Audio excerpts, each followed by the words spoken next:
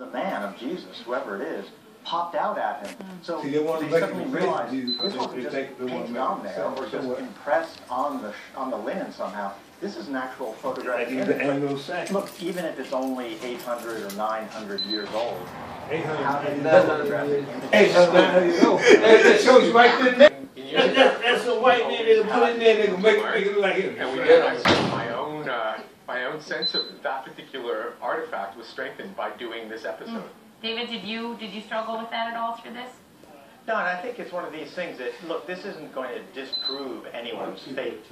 You know, it's one of those things that the Christian faith does not rise or fall on the veracity of the Shroud of Turin.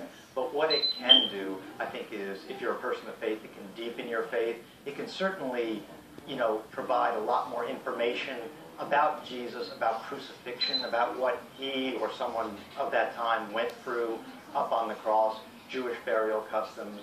I think this is not